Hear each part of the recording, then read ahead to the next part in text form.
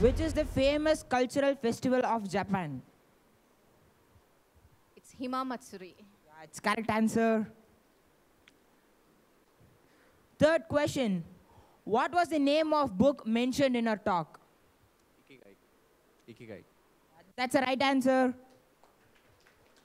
So last and final question is general question. So anybody can say about what is your spark? Yeah. Mentors. Anybody can say what is your spark?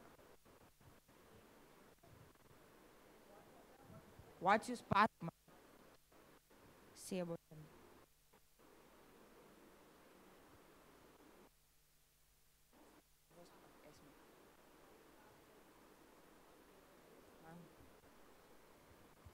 To be always remembered by my students. That's so great, ma'am. We'll remember you for always.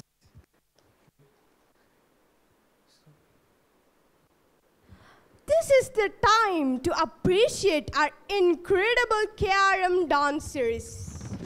Now, may I request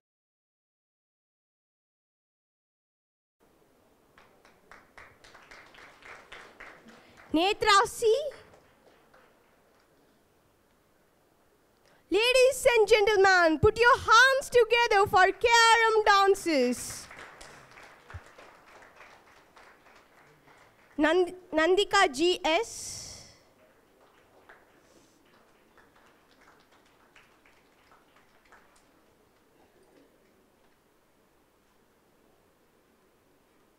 Chaitra Hasini B.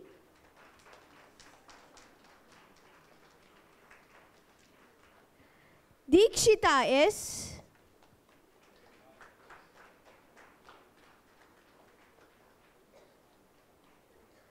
Suganya S.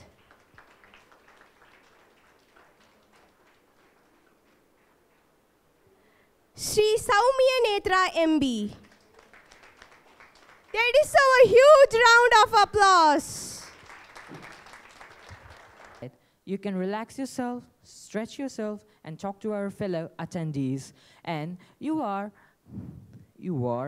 will be excited to be seated shortly after the break. And we will be starting our next talk by 30 minutes. Thank you.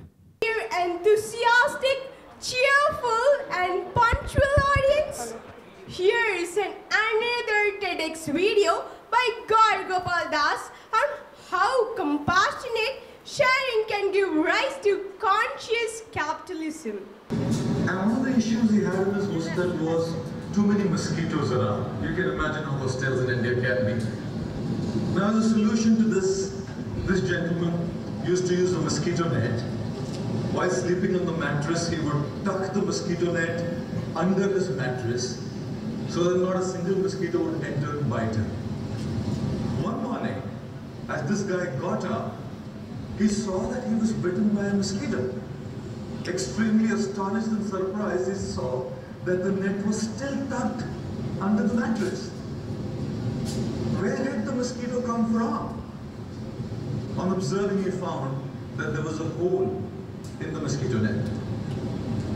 Engineer as he was, he had to find a solution to this problem. He didn't have a needle, he didn't have a thread, he didn't know how to sew, he didn't want to go to anyone who knew how to sew. He decided to find a solution. He made another hole parallel to this hole in the net and took a pipe and passed it from one hole to the other so that the mosquito comes in from one hole, enters into the pipe and goes out at the other side of the hole. Engineers offer solutions to problems.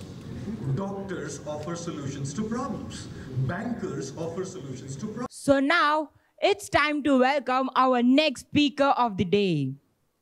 Our next speaker brings a delectable twist to the stage. Ankita Rakshit.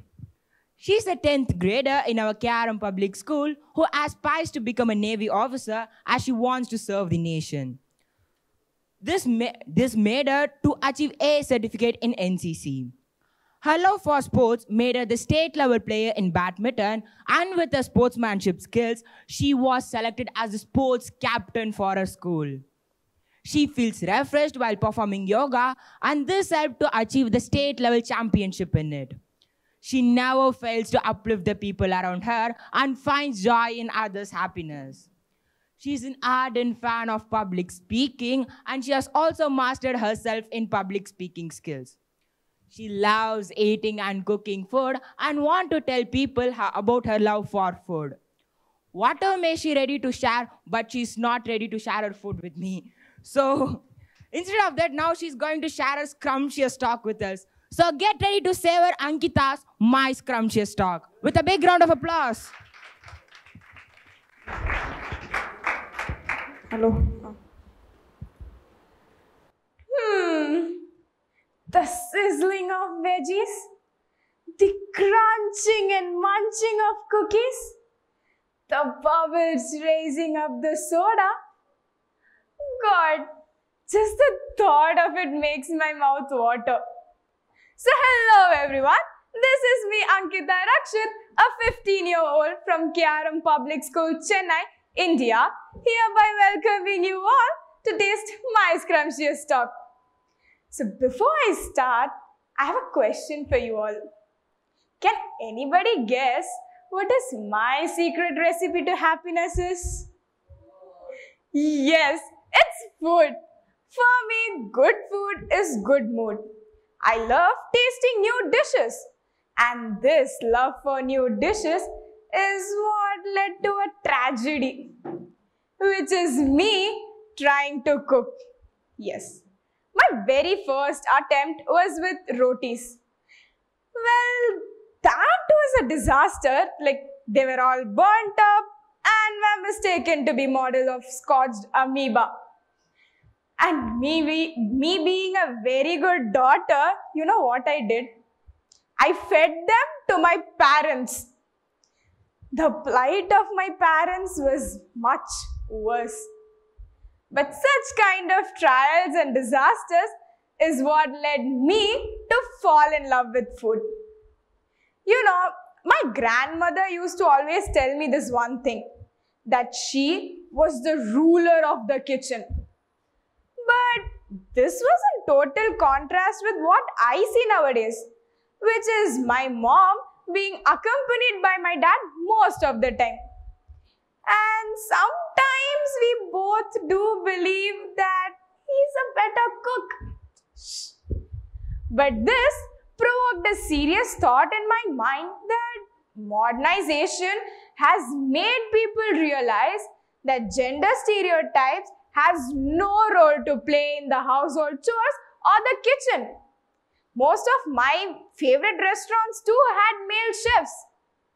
That is when I nullified my grandmother saying that women are the rulers of the kitchen. And my brother, being a huge food lover, broke all the norms and chose cooking as his passion. That is when it struck me that cooking isn't something to be kept within the four walls, but it is a whole different world of passion for many out there. As teenagers, we constantly hear this one word all the time. Any guesses? It's values. Values, values, values. God, it's annoying at a point. But while trying to find a way to inculcate these values in me, I found a very interesting way to do so. Which is, why can't we taste our values through food? Are you confused? Let me explain you the short story. So there was this father and daughter duo who used to love attending events and parties. The father always used to tell his daughter to come eat early, but she never heard. She used to play around, she used to have fun, and at last when she used to come to have her food, there used to be no food left. She used to starve to bed. That is what taught her punctuality. That if you don't come early to eat your food, there won't be any food left. Like, isn't it great? The fact that not she's starving to bed, but the fact that she learned punctuality through food. Okay, so I have a question. How many of you, like, say it honestly, how many of you love your lunch hour more than any other subject hours? Honest answers, huh? Most of you do, right? It's the best part of one of the best part of our student life. But sharing is something most of our siblings won't agree to. Because at home, sharing leads to quarreling. But seriously guys, I still strongly believe that sharing is caring. And me being a devotee of God, I like visiting temples most of the time. And the best part is the prasadam. I love putting in my words in God's ears, and the way He replies to them is my favorite.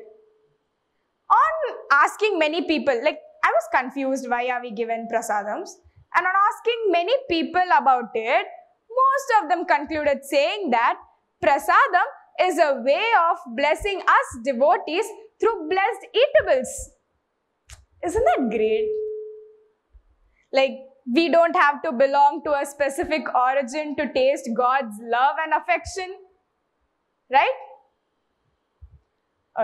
How many of you can relate to this situation of mine that our so-called well-wishers love poking their nose in our life? That is by asking lean people that, why don't you eat more food? Aren't you being fed at home? And to stout people that, I think you should reduce your diet. I think you should eat less. But I would like to answer all these well-wishers of us through a survey. On conducting a survey of nearly 100 people, most of them concluded saying that the reason behind their physical appearance is due to their genetics. 45% of them said that it's due to food, and 55% of them said that it's due to genetics. Well, this clearly shows that food doesn't determine our physical appearance. And seriously guys, it's high time we understand that body shaming isn't something funny or something small. It can affect a person very seriously. A friend of mine, she was constantly being bullied for being fat. She started isolating herself from everyone. She faced severe mental and physical health issues, and it took her a lot of time to come out of the trauma. So I do hope that you guys understand that it's not something funny. And there's also one thing that scares me a lot. It's the amount of food we waste. We love throwing big fat weddings. But what we don't realize is the amount of food we waste. A survey by United Nations Environment Program Food Report Index states that nearly 40% of the food in weddings are being wasted. You might think it's just 40%, it's just a small number. But no, it's a huge amount of food that we waste. It can be given to the needy, to the poor. We can help them rather than wasting it. Okay, let's not go so deep and serious. Did you know that food can help us develop our interpersonal skills, our motor skills, and help us connect with people? I've experienced this myself.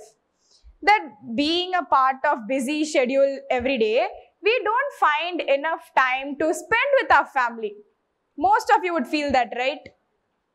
But our dinner table never fails us. we have our own quality time during our dinner. The silly sibling fights is what brings joy to our parents' face. And I'll always say this, that without my brother, my life would be filled with boredom. No. Okay. So, motor skills, as I said, I was always fed smashed food when I was a kid. Most of you was fed smashed food. But I came across this very funny video in social media that a little kid was getting all messy while playing with solid food. I was curious, like, why? Later, I came across a research by Center of Disease Control and Prevention stating that giving solid food to 12-month-old kids can develop their motor skills. Isn't that interesting? Wow. It doesn't end with only developing our motor skills or interpersonal skills. Food helps us. I'm not going to reveal it so soon. I want to make you guys tempt and be curious to know what it is. There's this one food that has taken over my taste buds. Any guesses? Yes, it's Pani Puri. Okay. Most of you here in the audience love Pani Puri, right? How many of you do? Most of you do, right? Okay. So, Pani Puri was first originated from Bihar. And what surprises me the most is the ratio of people who love eating it. It's not only us Indians, but even when foreigners come to India to visit for tourism, they love eating our street food. You know, in the journey of eating Pani Puri, what I realized was, I'm not only tasting a food, but I'm also tasting a different culture. A friend of mine who is very much introverted, she once shared me something during our lunch break, which was a bowl of rasgulla. Me being a huge sweet lover and a fellow Bengali, how could I ever say no to it? I accepted it and I told her about the origin of the sweet, which was West Bengal. Then she shared me about her favorite food and the origin of it. This way, we fostered our friendship and learnt about each other's culture. Isn't that a great way to learn about a different culture? Now that we are talking about culture, there's a type of food that's been eaten like from a very long time. From many centuries, we follow this, which is the Sattvic food.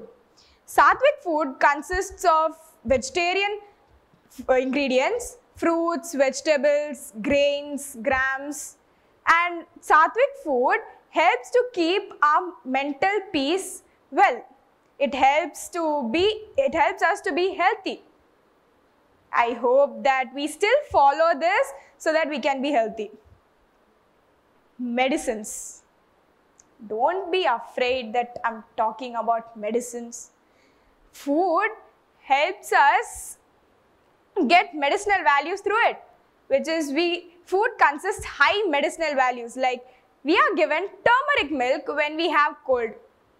Any guesses why it's specifically turmeric milk and nothing else? That's because the turmeric in it helps to kill the bacteria and it works as an antibiotic.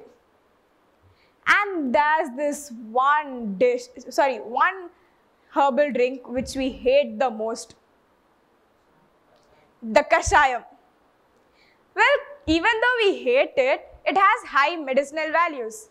The ginger in it cuts down bloating, the cardamom helps in preventing digestive problems, and the cinnamon kills the bacteria. Isn't it an eye-opener to know that it consists of such high medicinal values? You know, food doesn't only give us medicinal values, but it also helps us to solve conflicts. I read this story in my 8th grade saying the best Christmas present in world by Michael Morpurgo. The writer in it presents a scenario of a war field where the soldiers were discussing on how to resolve the war through games. I totally agree. Why not set up dinner tables with our rivalry countries rather than fighting with them? Why not let forks and spoons play their roles instead of weapons? Why not build banana plantains rather than thorns, boundaries of thorns? So I hope we all stay lusciously united. Okay. How many of you here in the crowd are sports person? How many of you? Okay. Being a sports person, the first thing that I was handed was the diet chart. It wasn't some random diet chart, but it was a perfectly balanced diet chart. That is, it consists of food which are high in proteins, moderate in carbohydrates, and low in fat. The protein helps us to build our muscles stronger. The carbohydrate works as fuel, and even the fat gives us fuel during intense workout sessions. With this, we can clearly understand that how food is an inevitable part of our life and that it brings us all together. Food transcends language barriers, societal boundaries, cultural differences. We foster friendships and relationships through savoring and flavoring different tasting flavors. At last, I would like to end with a short poem.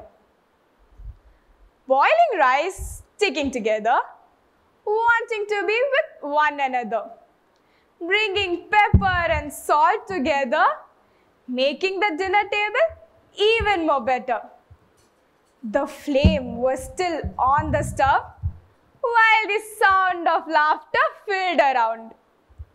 Crunching and munching and talking and learning, just like boiled rice sticking together. Thank you. Have you all enjoyed this?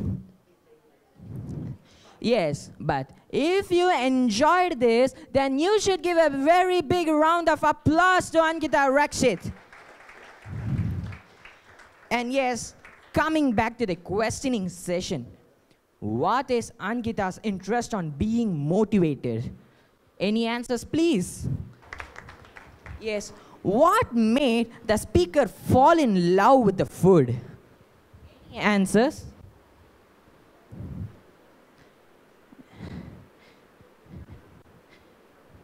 Any answers, please?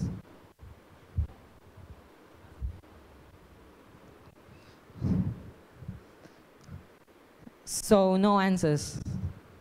Okay, next. In home, what does sharing means? From the proverb, sharing is caring.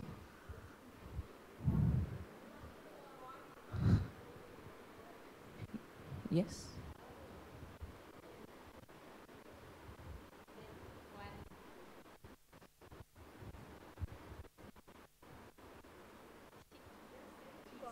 Quarreling. Yes, that is correct. You can give a round of applause. And coming on to the final question, survey shows fatness is mostly caused by.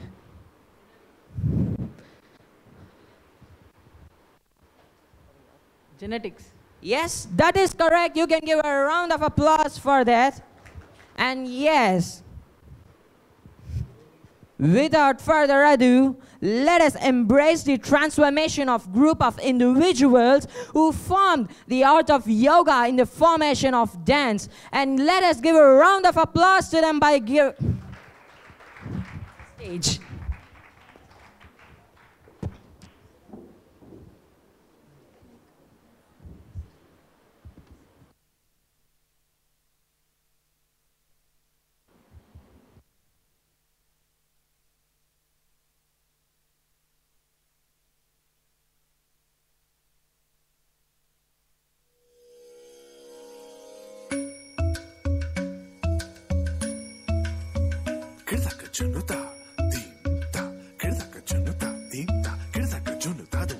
Dhum ta na na na na dhum dhum ta na na na na dhum dhum agappa.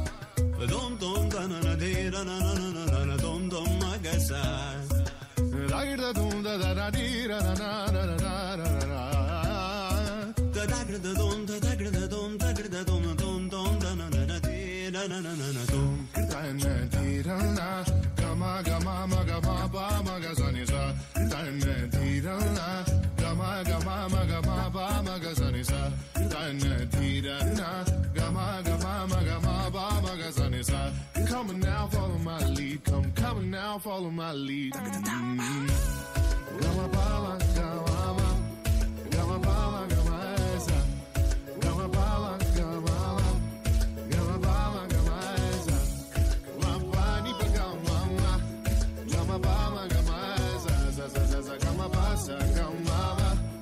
I'm in love with your body.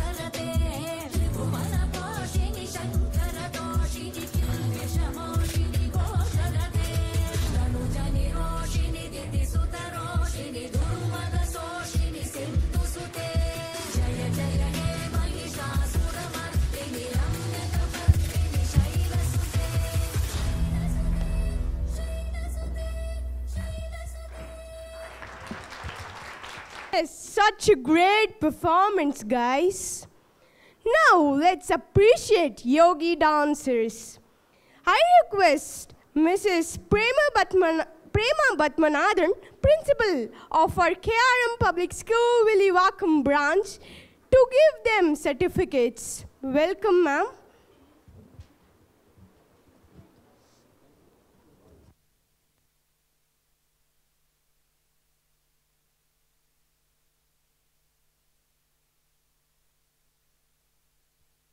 Tanushree, Bhanushree K, Sahana SM,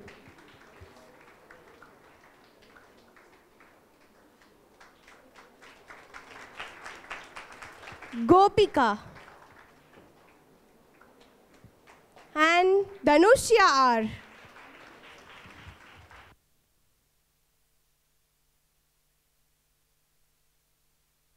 Thank you, ma'am.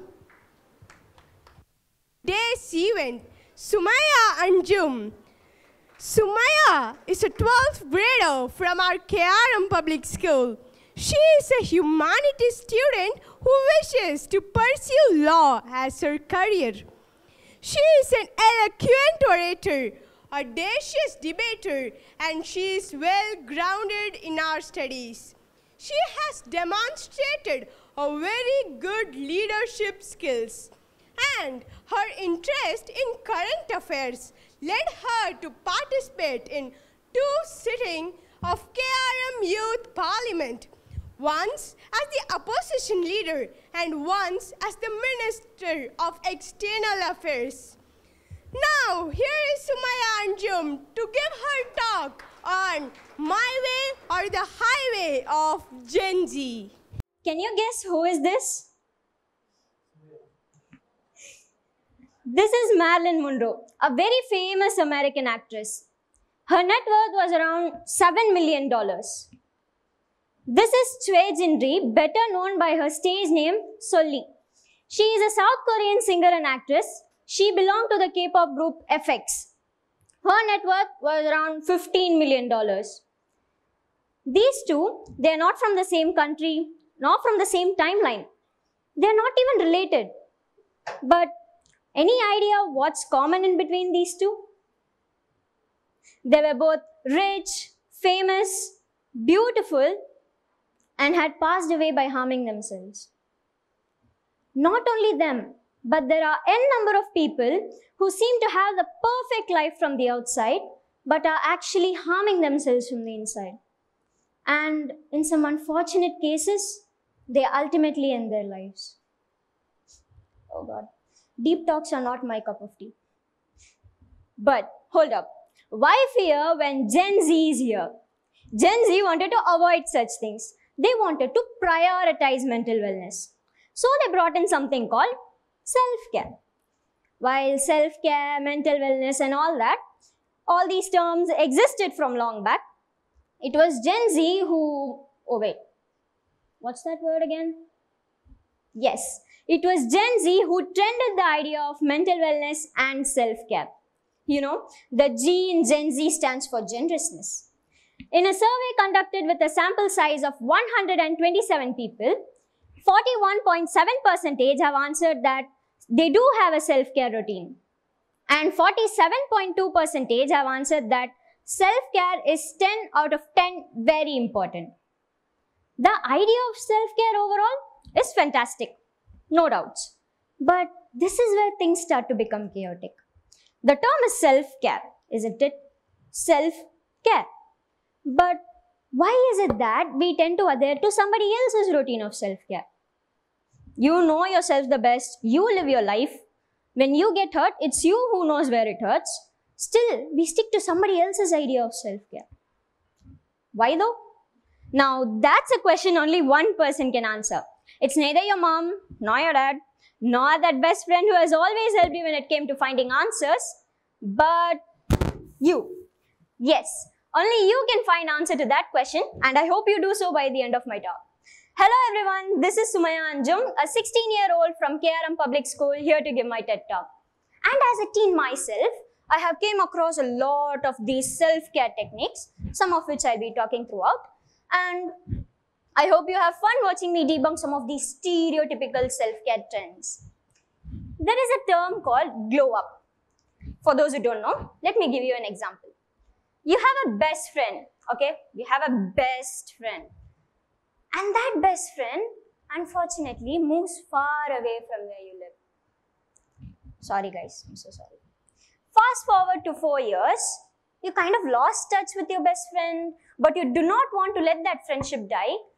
So you call them up saying, hey, let's meet up. And they agree.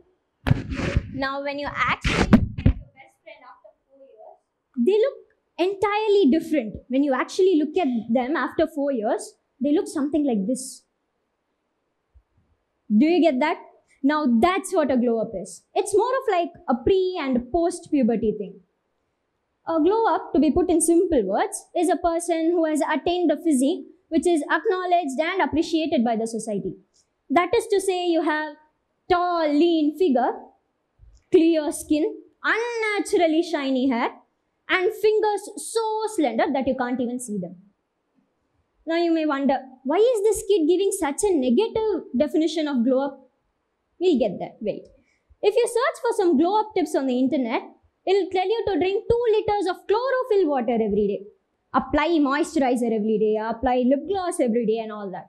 But only a handful will tell you to do social media detoxing. Only a handful will tell you to do ignoring toxicity and all that.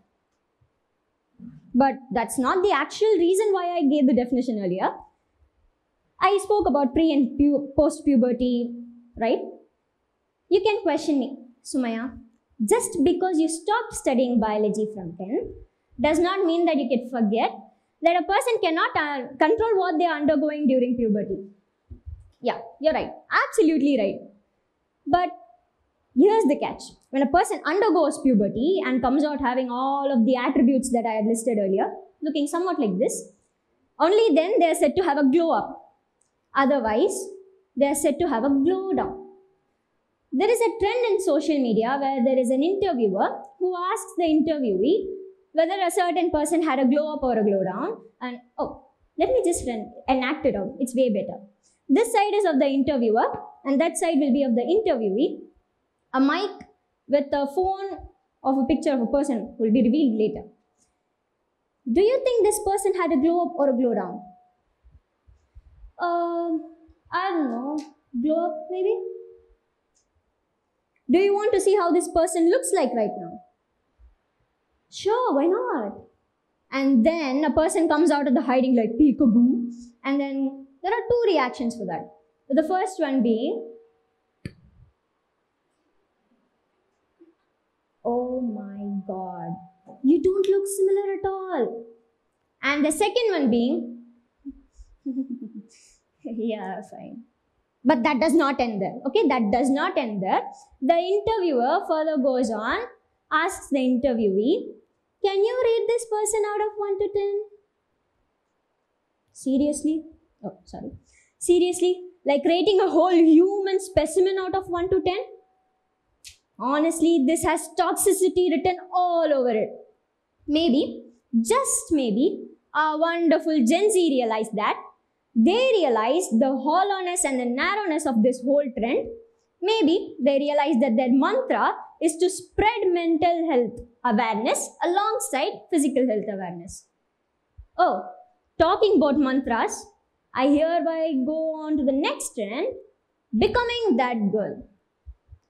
One fine day, I was scrolling through Pinterest and I came across a video titled, Tips to Become That Girl. Naturally, I got curious, so I clicked onto that video. And here's how it went. So there is a girl, she wakes up at 5 a.m, it was written there. I'm not assuming anything. Then she tidies her bed, brushes her teeth, and then she starts journaling, gratitude listing, makes a to-do list, all while drinking her avocado smoothie in her glass sipper. And then she does yoga, showers, eats breakfast, and is off to a university. I got confused. I got very, very confused. I thought there was something in the video that I had failed to grasp. So I hit the replay button again and again and again. And only after watching it for like 4 to 5 times did I realize that I had successfully wasted my time. Yeah, that's me. Then I did the most obvious thing, which I should have probably done earlier. I googled it, and here's what I got. That girl is a person who wakes up at 5 a.m, meditates, drinks smoothies, journals, eats only healthy food, is successful in many ways, goes to the gym. Mutual funds are subjected to market price.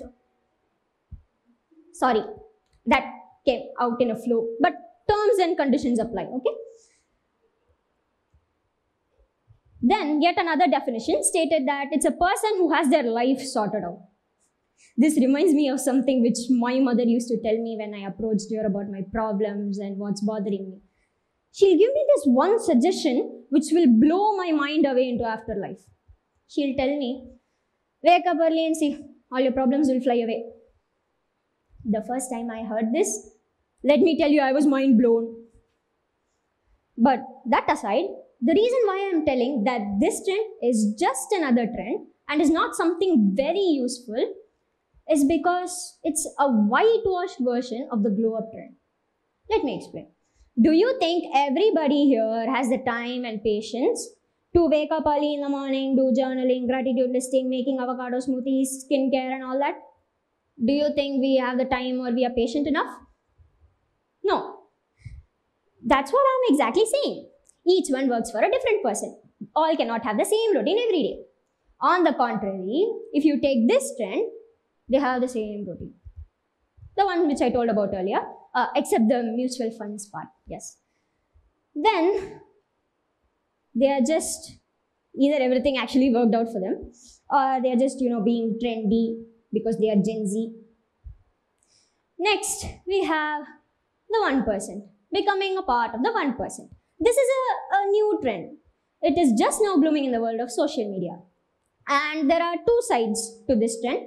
One has a more materialistic view on self-care, and one has a more holistic or overall view on self-care. I'll talk about the materialistic view first. These people here They are very simple, very, very simple. They want to become rich. See, that does not stop there. They want to become part of the 1%. And for your information, for your kind information, the 1% I am talking about here consists of the richest people in this planet. It consists of a person who's trying to start a whole civilization in Mars. Elon Musk, yes, by the way. And do you know what these influencers suggest for you to do? They ask you to do drop shipping. Drop shipping, for an example, in a market situation, we'll have a producer and a consumer, right? The consumer will order the product to the producer and the producer will deliver it to the consumer. But here, no, in drop shipping, the consumer will order the product to the drop shipper who does not have any stock, and the drop shipper will tell the producer that, hey, this person has ordered this from you, and the producer will deliver it to them. You basically become a third party. While drop shipping can have, be a really good side business, taking it up and making it your main business and hoping that it will make you part of the 1% is absolute foolishness. Dropshipping has a success rate of only 10 to 20%, and the people in the comment section of that video, they were like, OMG, all caps, send me the link ASAP, all caps, exclamation, exclamation, exclamation. That's it. I'm going to start a dropshipping business RN, which is right now, by the way. And this one's my favorite. Mama, your boy's gonna be rich. Look, as a fellow Gen Z, I do understand where they're coming from, due to inflation and all that. Even the rates of the basic necessities are at an all-time high. Sorry. But these people, they say they want to become rich. But earning money is not the actual challenge here. It's what you do with the money, the biggest challenge. These people, they say they want to become rich. But do they know how investment works? Do they know what are the risks of investment? Do they know anything about investment first? Do they know how bills work exactly? Only a few do. Even I don't. And further on, we have the next view, which is more of a holistic or overall view on self-care. Here, we have the same things again. Wake up early, meditate, schedule your day, and all that. But wait, we have two new partners. Finding good colleagues. Yeah, please. Yeah, do you see the banner there? If you are a good colleague, do contact me, okay? Call. Next, we have the reading self-help books. If we go ask our parents for self-help books, they'll tell you, read your school books first, then we'll think about buying new ones. It's not even about buying, it's thinking about buying. That's how awesome our parents are. Do you notice something here, friends? Do you notice some sort of pattern? Each trend which I spoke about revolves around the same thing again and again and again. Waking up early, eating good food, and then scheduling your day, journaling, applying skincare and all that. Do you notice that? Did you notice that? All of these trends are not that famous in India. That's why you're probably clueless about what this kid is blabbering on here. But these trends are slowly progressing from west towards east. And they make this whole concept of self-care seem like destination, whereas self-care is actually the journey to become the best version of yourself. It's actually the journey. Let me emphasize on that. It's actually the journey to become the best version of yourself. And if you ask our people, our Gen Z, what their best version of themselves is, they'll tell you, I want to be rich. I want to be beautiful. I want to be handsome and all that. All of these adjectives which we use to describe ourselves are very, very subjective. But on a general basis, being rich means having tons of money. You probably won't even know what you do with that money, but still you want to have all that. And then being beautiful or handsome means fitting to one standard of how a person should look like. Teenagers, millennials, and children nowadays focus so much on feeding their body instead of their soul in the name of self-care. We all strive for a sorted out life, don't we? Don't we? But is this how we are going to do that? By drinking avocado smoothies and applying tons of products on our faces? Yes or no? No. Okay, let's say you attain that, you attain the clear skin or whatever. But Tell me, how is your clear skin going to help you if you cry yourself to sleep every night? How is your good physique going to help you if you can't control these racing thoughts in your mind? At the end of the day, how is your cash and long lashes going to help you improve yourself? Mind you, I'm not against the people who actually take care of their physical health alongside their mental health. I'm talking about those who are so stressed over the way they appear that they forget about mental health entirely. While as studies show, physical health and mental health go hand in hand, and a total obsession over physical appearance can actually put a stress on the person's mental health. So do the people in my survey. 83.5% agree that physical health and mental health indeed are related. When asked the question, what do you do as a part of self-care? Many had answered about skincare, physical activity and all of that. But when asked the question, what do you do to be a mentally healthy person? I had noticed that the answers were all about journaling, meditation, having some me time, ignoring toxicity and all that. This still proves that people think self-care is only for your physical appearance and physical health, but not for your mental health. The trend which I spoke about earlier, becoming part of the 1%, is a very good example of the notion that self-care is only for the rich. Do you agree, friends? Is self-care only for the rich? The same goes with 89% of the people who disagreed with the notion that self-care is only for the rich. Shall we have a look at some of the techniques which our dear friends suggested in the survey to be a mentally healthy person? The first one is journaling. I might have sounded against it before, but I'm not against the concept of journaling as a whole. I'm against the fact that it's being enforced on everybody every day. Journaling is actually a psychologically proven method to help reduce levels of stress and anxiety in a person. When a person is overthinking, for example, jotting down your thoughts will help them ground themselves and face the reality. The next is regular exercising. Regular exercise has proven to secrete chemicals such as endorphins and serotonins, which are also called as the feel-good chemicals. And my friends, by regular exercise, I mean regular exercise, not until your gym membership expires, but until you maintain your fitness and be fit. Yeah, you can also exercise at home, easy. The next one is positive thinking. Positive thinking. Positive thinking is one of the suggested methods to be a mentally healthy person. Now, positive thinking in research conducted by Personality and Risks of Frailty, they show that 1,558, that was a sample size, positive thinking has actually reduced frailty, that is weakness, during old age. It also helps reduce cardiovascular diseases and depression while enhancing your mental and physical wellness. Positive thinking, it is important to note that it does not necessarily mean that you eliminate all your negative thoughts, emotions, and feelings entirely. Those people who do that are said to have what is called toxic positivity. I can explain it to you with a better example, actually. Let's say a kid fails an exam, and the teacher asks the kid, "Why did you fail the exam?" And the child replies, "I thought I could pass even without studying." Now, this actually happens a lot for English exams. I hope no English teachers are here for my sake. Oh my God, I'm sorry. Now, that, my friends, is toxic positivity at its finest. We raise so much awareness about mental health, especially Gen Z, but we don't follow it ourselves. That's Gen Z for you. We are the most tyrannical creatures on earth. It's always, always, always about awareness and never about action. For us Gen Z, we have always been the my way or the highway type of people. That is to say that we'll either do things our way or we won't do it at all.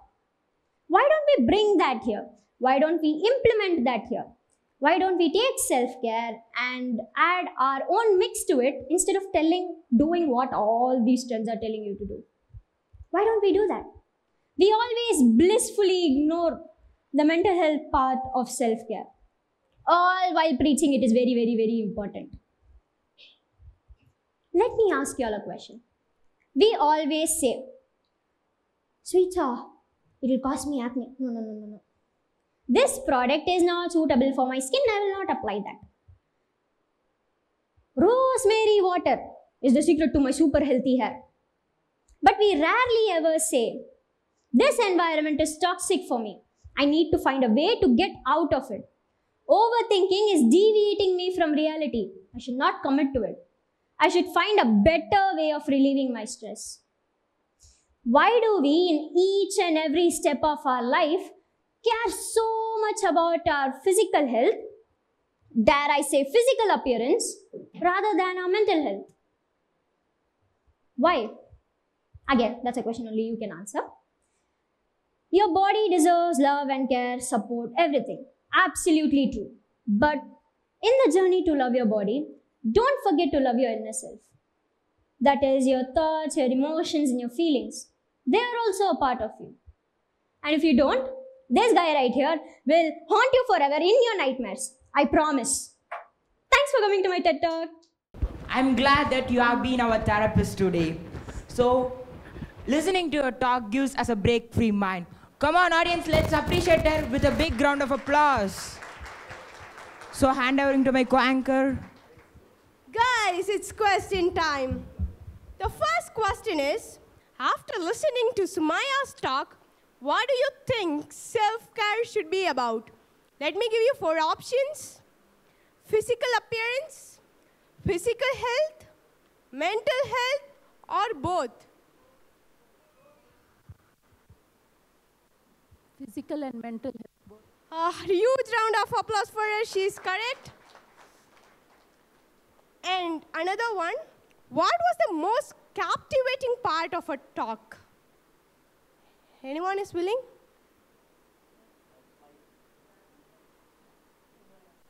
Smile.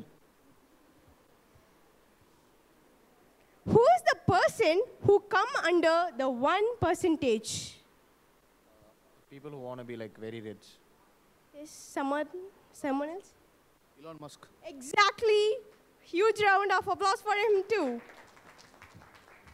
What is the success rate of drop shipping? Ideas with another TEDx video by Aditi Prasad on Indian Girls Code. The idea to create a swatch cleaning robot for an entire village lies with a young girl in. That figure drops by half again. Then 50% of women leave employment between junior to mid-level career, and sometimes they never return. Which means 50% of trained women stop contributing to the economy and adding that unique female perspective. Now, assuming we started off with 50-50 at the school level, by the time we get to mid-level career, women represent only 7% of the workforce. In the next 10 to 15 years, autonomous electrical vehicles, data science, machine learning, artificial intelligence, and shared economy businesses like Uber and Airbnb will change the complete landscape of countries and societies. If we don't equip our kids with the requisite skills, the digital divide and gender gap will widen and leave them culturally and economically far behind. And we definitely can't leave our girls and women behind, especially if all they need is access to the right tools. We have to close that gap right now. So my sister Deepthi and I co-founded Indian Girls Code to bridge the gender gap and inspire young girls to be innovators, creators, and leaders. Although our programs run across all sectors of society, we focus on the underprivileged girls' communities who don't have access to quality education and who, under the pressure of poverty and tradition, may otherwise deny their own STEM skills. Now, it must be strange for most people to hear that kids can code or need to code. All those lines that we understand as code can seem daunting, right? But let me show you what it's like to code like a kid today. With Scratch, an open source software from MIT, you just drag the blocks together and create a sequence of commands. So just like Lego blocks, you put the blocks together, and the stacks of blocks create a story or a game, like this one made by a 9-year-old. So kids take an idea, break it down to simple steps, and create powerful projects. Now, can you imagine if a child wants to create a robot that is voice-controlled that can clean his or her room? Now, I'm going to let you use your voice and control this robot and make it move from point A a little bit across the stage. So on the count of 3, can you all scream hello till I tell you to stop? 1, 2, 3. Keep on going till I tell you to stop. Louder. Okay, excellent. Isn't learning to code fun? So as Mitch Resnick of MIT puts it, coding is like reading. First, you learn to read, and then you read to learn. So just like that with coding, first you learn to code, and then you code to learn. So in addition to learning mathematical and computational ideas like variables and conditionals, you also learn strategies to solve problems, design projects, and communicate your ideas. According to a Harvard Business Review report, the second most important motivator for a woman in choosing her career is her ability to contribute to the well-being of society. Giving girls access to technology that they can use to solve problems that they face in their communities, cities, or countries can get them excited about learning with technology and ensure that they stay back in STEM. So we incorporated this need into our programs, and we have dozens of inspiring stories. So in 2015, I went down to Trichy to visit an all-girls orphanage called Annai Ashram. These girls were from highly dysfunctional and underprivileged families. Their parents, if they had any, were victims of domestic abuse, beggars, some even prisoners. A typical life cycle of a girl of this orphanage would be to finish free public school, join a local tailoring shop, get married to an equally poorly educated low-income earner, and send their children back to the same orphanage. It is a vicious cycle. So now these young girls who've been learning coding and electronics had a great idea. They wanted to create a home alarm system for their orphanage. Now, realizing that safety was an emotional concern, these children had solved a real-world problem using the technology they had played with. These girls are inventors. 10-year-old Abhinaya, who wants to join the Indian police force, wants to make a robot that can be used to rescue people. 12-year-old Mahalakshmi wants to create a robot that can help old people, while 13-year-old Elakya wants to create a robot that will make her super successful and bring her lots of money.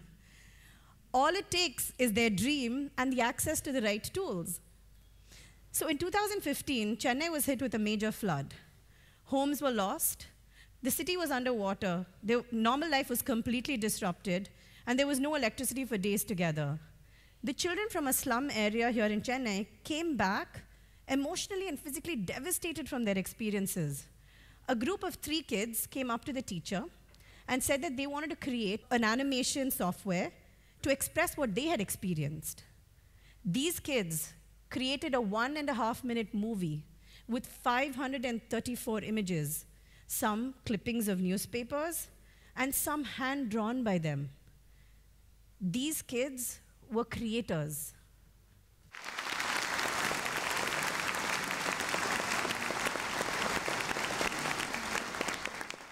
So we at Indian Girls Code have learned one very important lesson on the way. We cannot leave the boys out. We encourage boys and girls to learn together, to create together, and to work together. When young boys see girls working capably with technology and work alongside them in creating that technology, that's where the change begins, and they realize that they're genuine equals. This is our vision: to bridge the gender gap in STEM and the digital world, and to promote the presence and contribution of women in the workspace. Our dream is to see girls from places like Annai Ashram graduate from university and work in jobs that change their perspective and thereby change their families' future perspectives and prospects. This is where our work starts, with a single girl and the opportunities we can afford her. Shakti is an ancient Indian mystical concept of feminine power. Perhaps it's time to revive it in a thoroughly modern way in this contemporary world. Thank you. After watching a very informative video, we are having our last and final speaker, Jasmita Dayalan, who is a 12th grader from KRM Public School. She served as a secretary for KRM Interact Club. She aspires to become an entrepreneur, just like me, and she loves to do drawing, poem, writing songs, and doing theatrical performance with her ukulele, which is a musical instrument. And what she wants to say is nothing but a small change can do a big impact on the world. And now, let us welcome Jasmita Dayalan onto the stage by giving a round of applause. I'm a physiotherapist, so.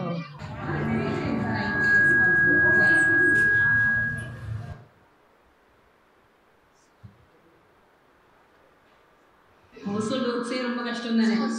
So salam much. Kids. Work-life balance, maybe? Balance. Traveling in traffic.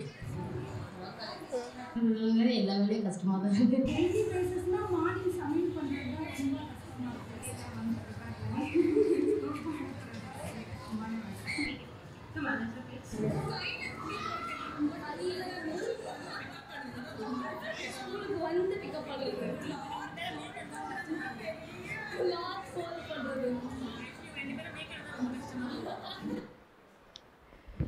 So do you guys understand the context here? Why are these women talking about what they do every day and what are the difficulties that they face on a daily basis? No? Okay. Before we go into that, is everybody comfortable? Yes? All cool? The weather, the AC, all cool? Yeah? Because imagine having a warm cup of tea or some microwaved soup. Man, that gives me warmth. It's very soothing, isn't it? Ever wondered, we put food inside the microwave? Yes? To warm it up? I don't know if it's just me or something, but what if we put something else inside? What if we put something alive instead? What do you say? A duckling? A chicken? Well, the results would be pretty obvious. Every structure of life loses its moisture and dries up eventually. Gosh, this is gory. Yes? You know what? Let's make it gorier. What if we put a whole human inside a life-sized, constantly running microwave oven, where you can just open the door and walk right in? Okay, that is too hot for me. I know no one would be stupid enough to do such a thing, but imagine what would happen. Surprisingly, you might survive for about 30 seconds or so inside a constantly running microwave. Definitely not more than that. The thing is, even if you had survived the 30 seconds, it would be of pure pain and agony. And of course, I'm sorry, eardrums, a lot of screaming. Your eyeballs would probably be fried as they hold a lot of water, and so would the insides of your mouth. And you might be paralyzed because your muscles, proteins are damaged. But on a positive note, your internal organs and blood would still be intact, and you'll probably be blind. But alive. Damaged, yes, but alive. You might be asking me, why so dark in the beginning, man? Well, that explains me. Hello, this is Jasmita Dayalan, a 12th grader from KRM Public School, Chennai, India. You might be wondering, why is this girl even talking about microwave ovens and all these gory things and puts a random video in the beginning? Well, hold up, I do have the answer. Now, imagine a brand new, shiny, modern microwave oven. Cool? Now imagine your beautiful mother. Are there any similarities between them? And don't put the kitchen jokes, our mothers are way better than that. And yes, they do have the same starting letter, but what else? No? Okay. Let me tell you, there are similarities. But before we go into that, let me tell you how this thought struck my mind. We all know our shower thoughts are very powerful and we don't know what it leads to. Supercars, aeroplanes, helicopters, satellites were all a shower thought once, an idea. So this is going to be me thinking out loud on a shower thought. Now imagine, teenagers, after school, promise me who keeps their shoe in their shoe racks? Well, I don't. And I think most of you guys won't either. A few guys might do. It's okay. Well, we are teenagers and that's what we do. But our mothers, no. They'll make us do things. Right from keeping our shoes in our shoe racks and talking to us and taking us out and managing the financial matters and taking care of the family, taking care of them, taking care of their parents. Let me take a break. Oh wait, I just realized she never took one. So this brings few things. So there was this one time where I went for an inter-school competition and I was in need of internet services, so I bought my phone. But right when we were about to leave for the competition, my phone malfunctioned and it did not turn on. As a little kid I am, I panicked and I cried. So I called my mother with the help of my teacher's phone and I said, "Mommy, the phone's not working." I did not even touch it, Mommy, I promise. Take me back home. I think I'm going to mess this up. Yeah, I'm quite dramatic. I'm very dramatic, I'll accept. But this was her response. She was like, "Oh, don't embarrass yourself. You practice at home, right? You'll do it better. Don't worry. Practice at home. If you need charger, I'll come and bring it to you. Okay, don't worry. Don't embarrass yourself." Somehow, this sternness in her voice brought myself back. Brought back the dramatic self that I am. And I did not get the charger. I'm sorry. And not only that, she's also, very strict. She's very strict about my studies. She thinks that my education should be my first priority. Not that I do so, keeping that aside. And also, she's sarcastic. You guys don't understand. She's very sarcastic. Okay, for an example, you ask biryani to your mother. What would any mother say? Yes? No? Some other day, child. You know what my mom said?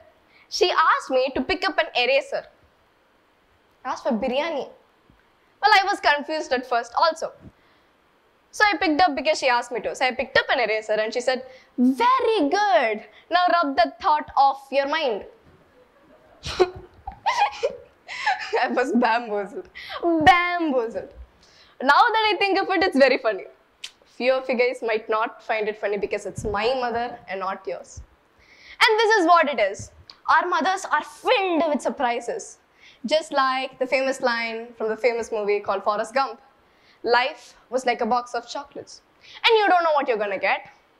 Our mothers are the box of chocolates. You don't know what flavor chocolate you're going to get today, but you definitely know it is going to be good for us. And we also know we can come back to it any day. All these surprise elements make our parents very strong through us adapting to all those situations. Yes, they are awesome, aren't they? And all these thoughts of superhumans having superpowers are very exciting.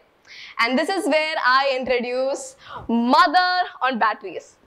It might sound like a paradox or a fusion of two entirely unrelated concepts. But stick with me, friends, because I assure you that the relativity or the similarity between mothers and microwave ovens will become clear. Okay, stick with me.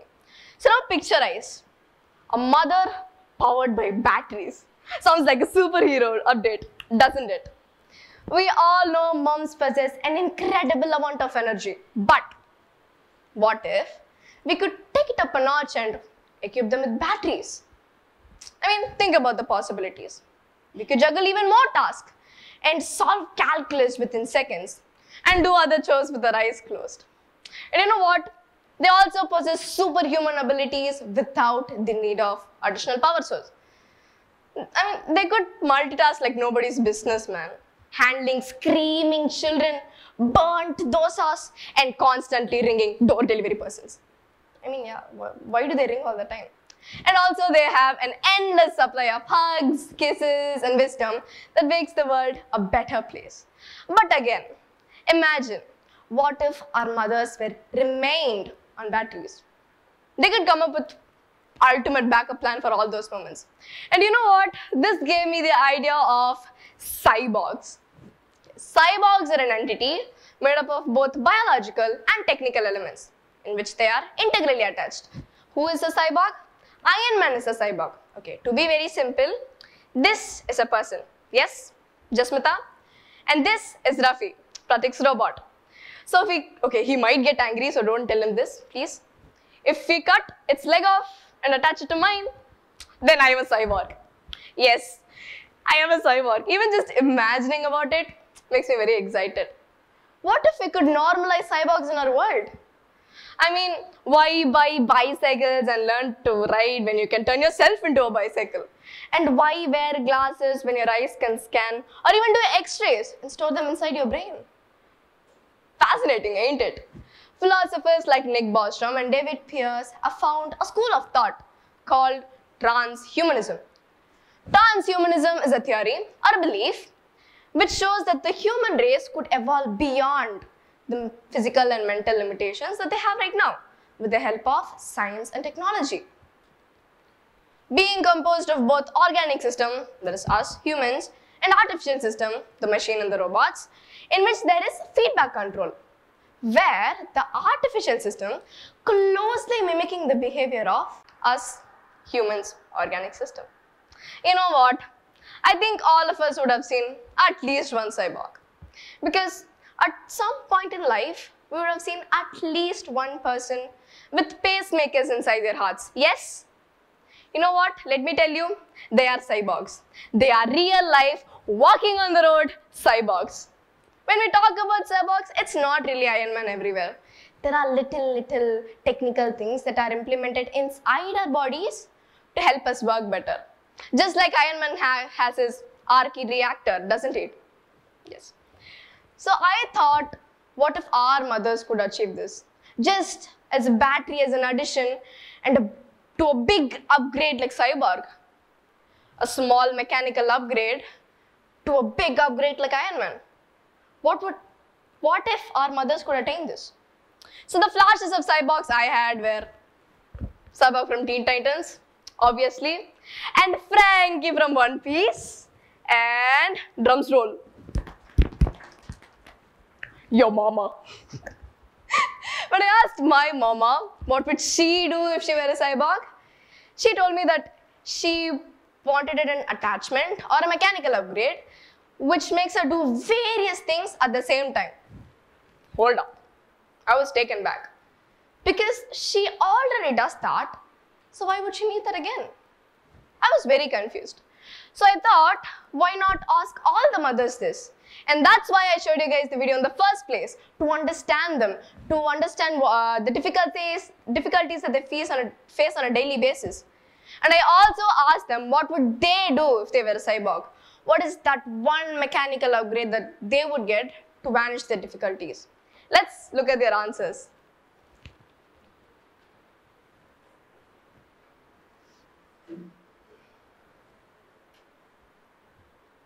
So you need 4 hands.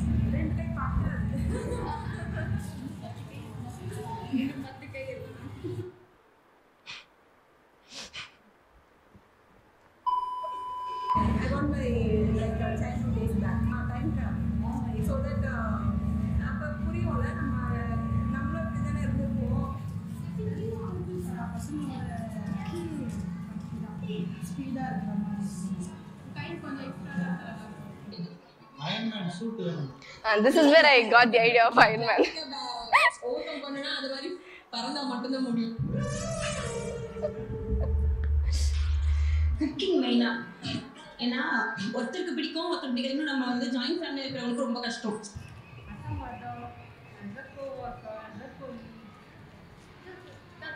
Very much interested which one meant to, so I don't feel it is a difficult.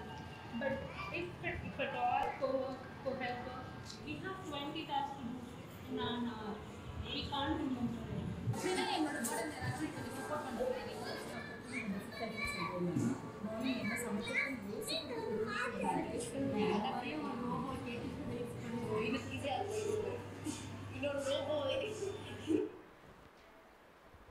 There are a lot of mothers who need an entire new companion to support their difficulties. I think this shows a lot of things that we don't see on a daily basis. After listening to all these answers, I immediately knew that microwave ovens and mothers are very similar. The same. They keep running. They keep running round and round. Just as a microwave needs electrical energy, our mothers need energy, power. And I personally think that the love we show to them, the love that we express, is their energy. They keep running round and round. They need so many attachments. They want to do the most that they can. But you know what's the only difference is? Microwave oven needs energy to work, but our mothers generate energy to work for them, to work for us, to work for the family, and who not? This sudden urge of praising my mother led to me writing something. Something small, something not so grand, something wholesome. Would you guys like to feast your ears with the voice of mine? Yes? Thank you. So it goes like, I wrote this myself, so let's see if you guys like it. Yes? There was a mummy who called me dummy. She was a big bomb wrapped in a sari. Have you ever died? The depths of your desires. You wanna go swimming, go gliding, or skiing. We can do anything and just stop thinking. Hate staining, love tattoo. You are my virtue. Oh, hey mama, it's okay to slow down to build your own atomic bomb, fighting all your cons. No, this doesn't end here. We still have a verse left. And this is to my mother. You're more than all the food you make. You're more than all the chores you do. Look into your heart and you find love, love, love, love. The shine you emit is not cause you're a diamond. It's cause you're a shining armor. And it's like God forsaken right to be loved, loved, loved, loved, loved. Oh, hey, mama, it's okay to slow down to build your own atomic bomb, fighting all your cons. And this ends here. And why don't we say, I love you, mother, more often? This is Jasmita signing off. Thank you. That was an insightful talk, Jasmita. You changed my perspective on motherhood and its complicated Thank you. I think it's a known fact that the most beautiful flower is being picked. But you made us to realize that the most beautiful flower has to be treasured or not picked. So let's give her a big round of applause, guys. So now it's again a question and answer time. So this time it won't be like answering to the questions, it will be sharing your experience. So first question is, what's your favorite moment you had with your mother? So anybody can share?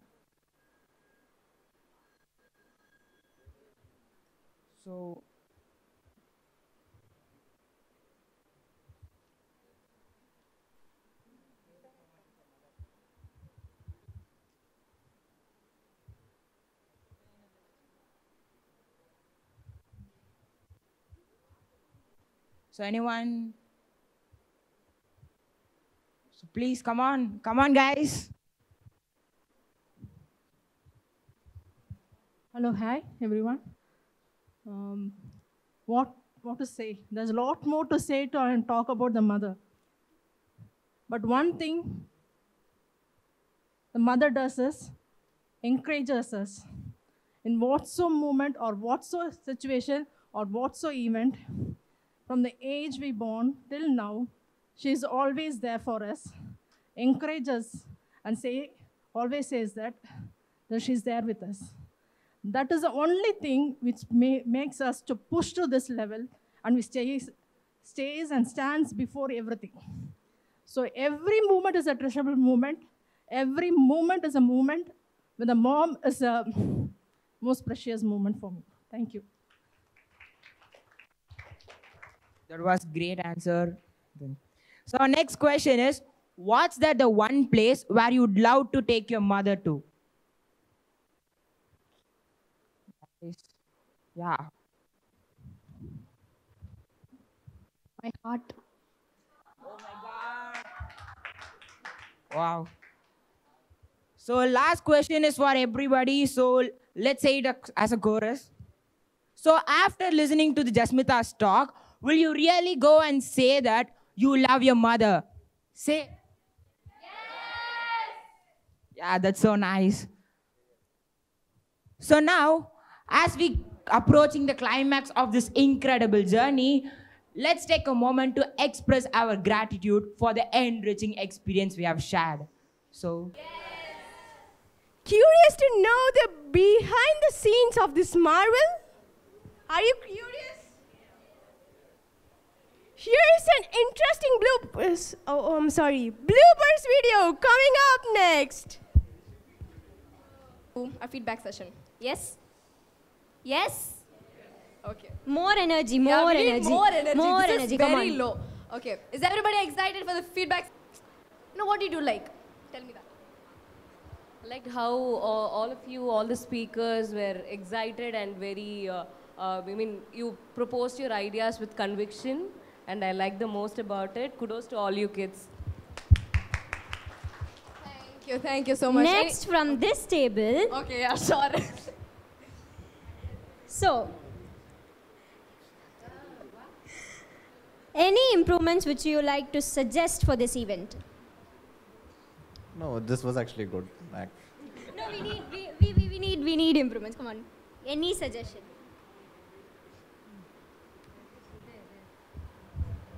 Breakups and refreshments can be much better. See, that was very honest, okay? That was very honest. I think our principal Yeah, heard but that. it was good. It was good actually. So we'll come here. Thank you. We'll come here. Our most favorite table. The speakers and participants. Okay. What do you think was the most hardest thing that you faced while you were practicing? Yes, Ankita? Remembering what we are supposed to accordingly. Remembering it. The Pani Puri part? No. Which one? Or the poem. The poem. The poem? Credits to my dear friend for the poem.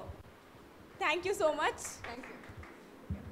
Yeah, they said I like to write poems, so thank you. And come on, Dhanushya, what was the most hardest thing that you faced, because you're a dancer, obviously? I don't. What do you mean you don't? Okay, dance is Hello, your she's a passion. dancer. Okay. Yeah, okay. She's okay, a dancer. Cool. So Narayani.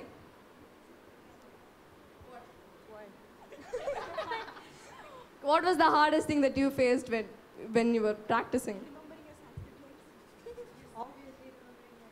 You have the mic right here. Remembering my Sanskrit names. Can you repeat them? You're making this worse. Okay, we'll move on. Suchitra. Oh, okay. Come on. My hardest thing. Slang, tone of voice. Yes. So, and then the song. The song, yes, it's in Japanese. Japanese guru. Yeah. And Teach our me later. mentors. Okay. Yeah, I'll go to my mentor. Ma'am, how was it teaching me, mentoring me? How was it?